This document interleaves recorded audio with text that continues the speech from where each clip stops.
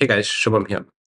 Today I wanted to show you this device that I built for around $30 and I have been using for past couple of months to record all my motorbike rides. Let me quickly show you the kind of data it produces, the dashboards, and then I'll come back to the device and explain you what it consists of. So here's the dashboard from one of my previous rides.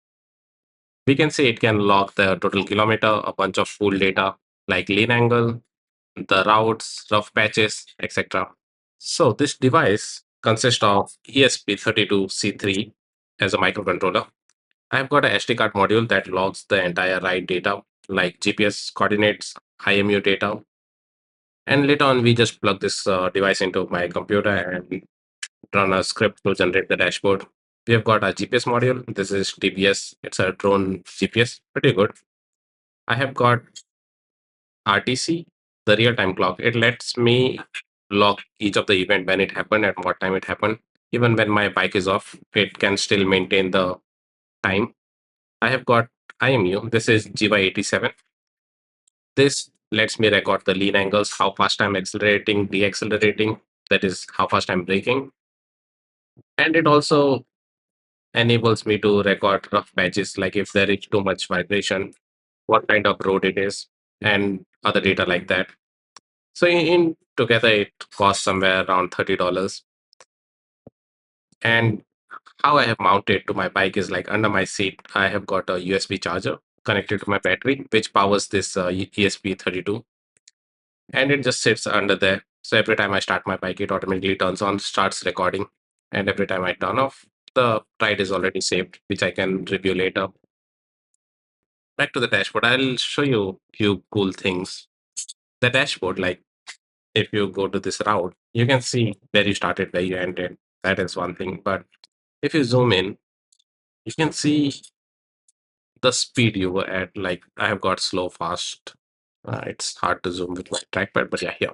So we can see different color. If I just change it to surface, now I can see what patches of road were rough and what were off-roading.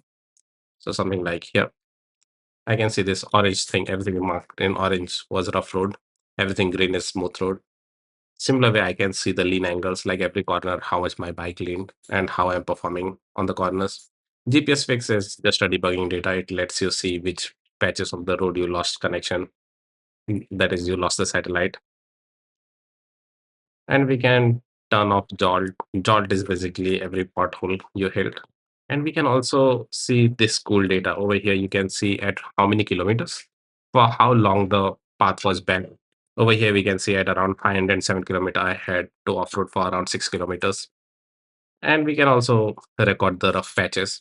We have got lean angle over here, like left versus right, how much I lean. That is a good thing. It allows me to calculate how many corners were there, what my top speed was based on the GPS, total off-roading that I did, total rough road that I have, the deepest lean angle, total distance, and move time is based on the GPS and RTC.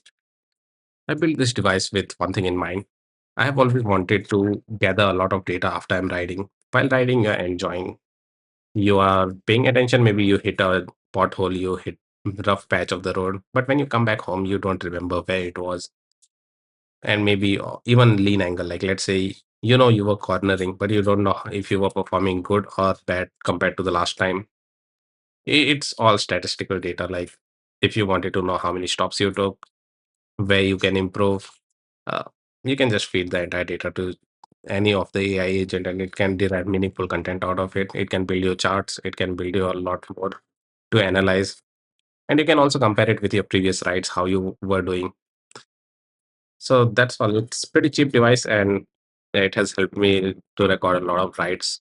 And recently I started building a navigation device. So I'll be including all of this in the navigation device itself. So I don't have to manually mount to different devices.